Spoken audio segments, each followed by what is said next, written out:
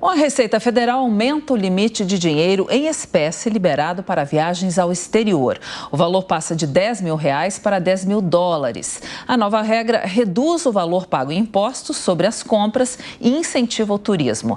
Sobre este assunto, nós vamos conversar agora com o economista Ricardo Mello. Muito bem-vindo, Ricardo. Uma boa tarde. Boa tarde. Ricardo, a partir de quando vale essa nova lei e para quais países ele vai estar valendo? Olha, essa lei ela vai ser válida a partir do dia 30 de dezembro, então agora no final do mês. Essa lei foi uma lei que passou há um ano atrás, então se dizia que a lei entraria em vigor um ano depois. Esse um ano é dia 30 de dezembro agora de 2022 e ela é válida para todos os países. Então, essa lei, na verdade, é o novo marco do câmbio brasileiro. O marco do câmbio brasileiro era de 1935, era uma lei muito antiquada e ultrapassada, e agora, então, aumentou os seus limites e também mudou a lei e trouxe muitos outros benefícios para os viajantes, para quem precisa viajar com moeda estrangeira para fora e quem quer trazer moeda estrangeira também do exterior para o Brasil. Ricardo, a gente chama para participar da entrevista agora o Jorge Serrão, nosso comentarista aqui da Jovem Pan News. Quais podem ser os efeitos reais dessa mudança para a economia brasileira e para o turismo, efetivamente? Olha, quando a gente pensa no turismo, existe aqui, hoje, você é obrigado, quando você faz uma viagem para o exterior, como o limite é muito baixo, de R$10 mil, é um limite de 1990, de muito tempo atrás, né, você necessariamente tem que fazer suas compras no cartão de crédito e hoje você paga um IOF de 6,38%. Quando você compra papel moeda no Brasil, esse IOF cai para 1% mais ou menos. Então, existe uma grande redução de custo para o viajante que vai ao exterior e quer fazer compras no exterior. Então, esse acho que é um ponto muito positivo e pode fazer com que os viajantes, os turistas, tragam mais mercadorias e tragam mais valores de fora do país para dentro do país. Então, acho que essa é uma parte... E essa é uma coisa que faz todo sentido. O valor ele estava muito ultrapassado, né? Agora esse valor vai para US$10 mil, cerca de R$50 mil, ou 50 e poucos mil reais no câmbio de hoje, que faz sentido para viagens internacionais e para compras que as pessoas fazem. E acho que tem um segundo ponto também. Muitas pessoas acabavam infringindo a lei. Era muito comum das pessoas viajarem com um valor de dólares maior e era muito comum das pessoas também, dos turistas, trazerem bens para o Brasil em valores superiores aos valores que agora, inclusive, também houve o aumento do limite dos bens que você pode trazer de fora para dentro aqui do Brasil. Então, as pessoas acho que param de infringir a lei porque era uma lei que não estava bem feita, os limites não eram atualizados e as pessoas simplesmente elas acabavam fazendo algo que era fora da lei e era muito complicado quando elas eram pegas, né, no aeroporto, seja na entrada ou na saída. Então, acho que é muito bom, deixa o turista mais tranquilo agora para levar valores que fazem mais sentido com a realidade econômica e com o câmbio que a gente tem hoje. E essa regra vale somente para dinheiro em espécie, né? Gasto com cartão de crédito, com cheque viagem, não tem limite, né?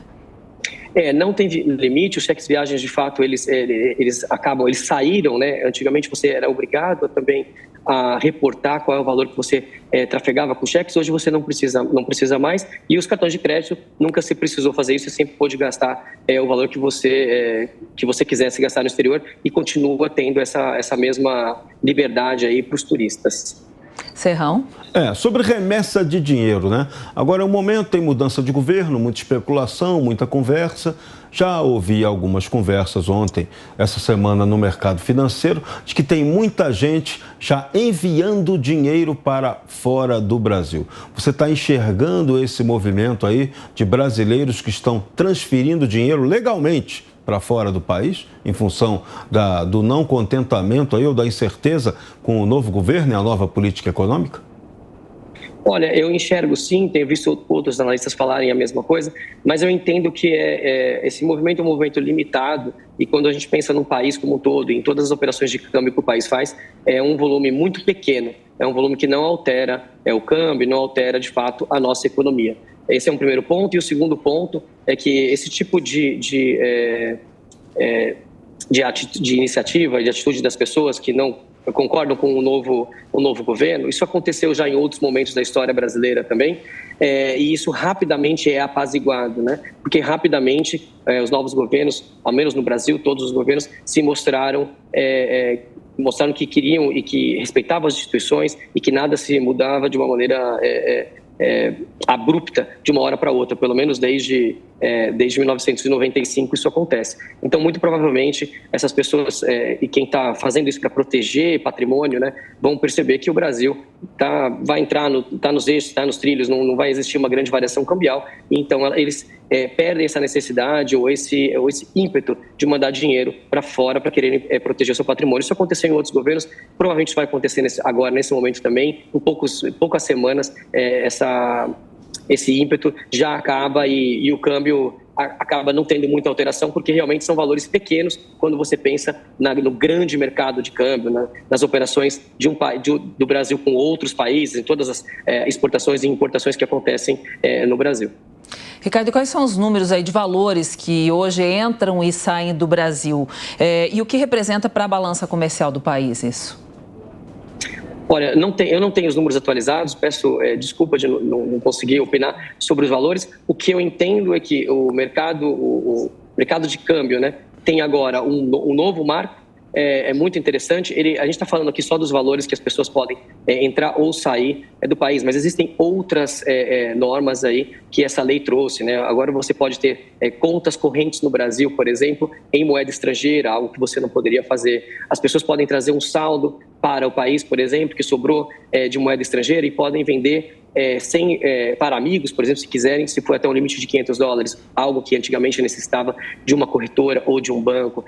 Também o Banco Central, né, e essa instrução também permite que outras instituições que não bancos também possam entrar no mercado de câmbio. Então, existem muitas facilidades para o mercado de câmbio, então eu entendo que vai existir um aquecimento do mercado de câmbio, que não fica mais só nas mãos dos bancos e corretoras, mas também vão existir outras instituições financeiras que vão entrar nesse mercado de câmbio. O mercado de câmbio de pessoas físicas, ele não é um mercado tão relevante perto de todo o mercado de câmbio que acontece quando a gente pensa nas exportações e importações do país. Mas eu acredito que com esse novo marco do câmbio brasileiro, ele pode passar a ter um pouco mais de relevância para o país como um todo. Serrão? Essa questão da conta em moeda estrangeira, isso vai ter facilidade realmente para abrir? É fácil a operação disso? Quem quiser vai poder fazer compra utilizando facilmente esse dinheiro? Sim, isso já existe em vários outros países, né? Você pode abrir e você pode trafegar com dinheiro, com moeda estrangeira em outros países que têm as suas correntes nacionais, né? Isso também vai acontecer no Brasil. Essa lei está sendo regulamentado agora, o Banco Central acaba de fazer uma regulamentação sobre isso. Então, eu imagino que nos próximos meses, alguns bancos e algumas instituições financeiras e startups provavelmente também vão passar a oferecer esse tipo de serviço para a população. Isso deve se tornar mais uma commodity no Brasil e eu imagino que mais pessoas vão ter acesso a terem contas em moeda estrangeira no Brasil. Então, evidentemente, se as pessoas quiserem proteger os seus patrimônios, por exemplo, elas não precisam mais enviar para fora, elas podem estar em uma instituição brasileira com o dinheiro em moeda estrangeira. Ou seja, houve uma modernização muito grande com essa lei e por isso que eu acredito, e outras pessoas também acreditam, que o mercado de câmbio deve se aquecer muito com essa nova lei. Há possibilidade até de fazer PIX com essa operação, com essa nova modalidade? Olha, a normativa agora não fala sobre PIX, não fala das maneiras como se pode transferir esse dinheiro, né? Se é por transferência, por PIX, mas eu acredito que você vai poder utilizar todas as maneiras de transferência, né? Porque, na verdade, a maneira como você transfere um valor não é relevante, na verdade, para o sistema nacional ou para o Banco Central, não tem nenhum problema. A questão é como que você cadastra esse valor, como é que você consegue controlar o valor que está depositado em alguma conta, em alguma instituição financeira. Essa é a questão mais complexa e isso que antigamente a lei não permitia. Então, a maneira como vai se transferir isso, certamente vai existir naquele dia, né, o câmbio, se você quiser fazer uma transferência de uma conta para outra, naquele dia aquele seu valor em dólares ou numa outra moeda estrangeira que fosse, né, vai ser transformado em reais, você vai passar para outra conta e vai cair o seu saldo, por exemplo, em dólares. Se isso vai ser passado em dólares ou não, provavelmente pode ser passado em dólares também, mas aí vai ter que existir uma conversa aí entre as instituições financeiras para que esse combinado, né, seja correto. Sai $500 de um lado, entra $500 do outro, evidentemente que os câmbios, né, o valor do câmbio tem que ser ajustado, tem que ser o mesmo entre duas instituições financeiras, por exemplo, por onde um correntista faça essa transação. Isso ainda não está as instituições financeiras ainda não trouxeram para a realidade exatamente como vai acontecer isso, mas eu imagino que deve ser exatamente como você está falando. Você vai poder transferir dólares de uma ponta para outra, vai existir só essa burocracia, provavelmente, que pode ser que você nem veja, um correntista nem veja daquele valor que é dólares se torna reais, entre reais na outra conta, e aí ele se torna dólares novamente, porque é uma conta em dólares também. Ricardo, é possível saber aqui em que país o brasileiro costuma gastar mais? E também aqui no Brasil, qual nacionalidade costuma consumir mais e os nossos produtos aqui brasileiros? Olha, nós sabemos aqui, historicamente, que o brasileiro gasta mais dinheiro nos Estados Unidos e depois em alguns países da Europa, né, que são os maiores fluxos dos turistas brasileiros, né? Que são para os Estados Unidos, para a França, por exemplo, para a Espanha. Tem alguns países que têm um fluxo muito grande de turistas. Esses são os fluxos maiores, onde os brasileiros gastam dinheiro no exterior, que são muito diferentes se você for pensar na balança comercial, né? Por exemplo, o maior parceiro econômico brasileiro hoje é a China, né? Só que os brasileiros viajam muito pouco à China e os chineses viajam muito pouco ao Brasil também. Então, realmente são duas contas ou são separadas, né? Não se juntam aqui os gastos de pessoa física com os gastos de pessoa jurídica. Já em relação aos viajantes que vêm para o Brasil, também, em grande parte, os viajantes também vêm da Europa e também daqui da América do Norte, porque são os países que são mais próximos e é onde, inclusive, nós temos mais voos para esses países. Então, eles têm voos diários, né, muito para várias cidades americanas e para várias cidades da Europa também. Então, quando a gente pensa no maior fluxo dos turistas aqui no Brasil, vem dessas duas regiões, né? Vem dos Estados Unidos, vem da Europa e muito disso também vem dos países aí que falam línguas próximas às nossas, como Portugal, Espanha, porque esses viajantes têm muito mais facilidade, né, para fazer turismo aqui no Brasil. Então, são alguns países da Europa e os Estados Unidos que são os principais países, são esses turistas que gastam a maior parte do valor em dólares ou em outras moedas que trazem aqui para o Brasil. Muito bem, nós conversamos com o economista Ricardo Mello. Obrigada aí pela sua entrevista, Ricardo.